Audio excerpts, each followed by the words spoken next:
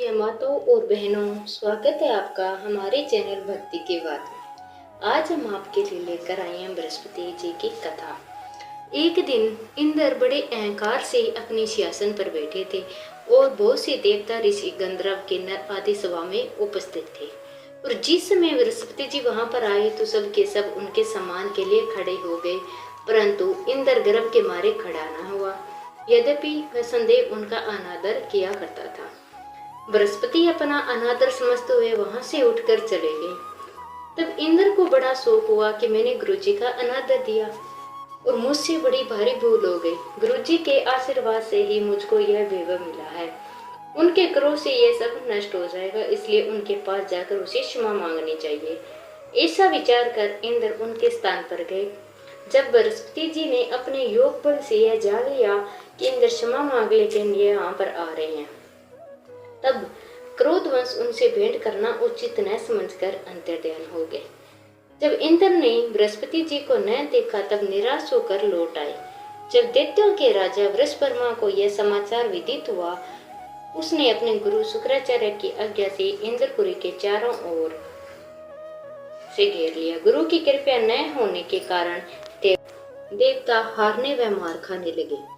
तब उन्होंने ब्रह्मा जी को विनय पूर्वक वह वृतांत सुनाया और कहा कि महाराज, दैत्यों से किसी प्रकार बचाइए। तब ब्रह्मा जी कहने लगे कि तुमने बड़ा अपराध किया है, जो गुरुदेव को क्रोधित कर दिया। अब तुम्हारा कल्याण इसी में हो सकता है कि तपस्टा ब्राह्मण का पुत्र विश्वरूपा बड़ा तपस्वी और ज्ञानी है, उसने अपना पुरोहित बनाओ तो तुम्हारा कल्याण हो सकता है। यह वचन सुनते ही इंद्र त्वष्टा के पास गए और बड़े विनीत भाव से त्वष्टा से कहने लगे कि आप हमारे पुरोहित बनिए, जिससे हमारा कल्याण हो।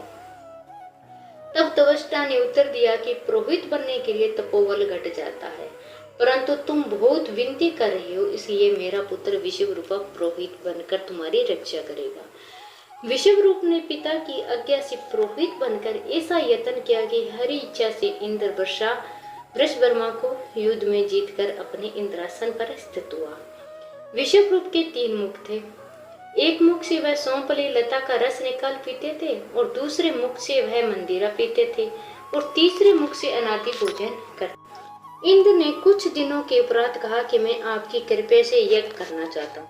जब विश्वरूप की आज्ञा अनुसार यज्ञ प्रारंभ हो गया तो एक दैत्य ने विश्वरूप से कहा कि तुम्हारी माता दैत्य की कन्या है, तो इस कारण हमारे कल्याण के निमित्त एक आहुति दैत्यों के नाम पर भी दे दिया करो। अति उत्तम बात। विश्वरूप उस दैत्य का कहा मानकर आहुति देते समय दैत्य का नाम धीरे से लेने लगा। इसी कारण यज्ञ करने से देवताओं का तेज नहीं बढ़ा।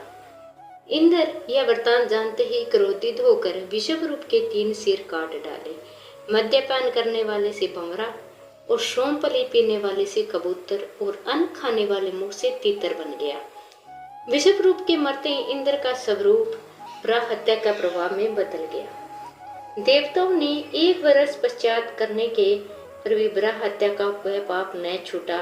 सब देवताओं को प्रार्थना करते पर ब्रह्मा जी बृहस्पति जी से रहित वहां आ गए। उस ब्रह्म हत्या के 4 भाग किए। उनमें से एक भाग पृथ्वी को दिया।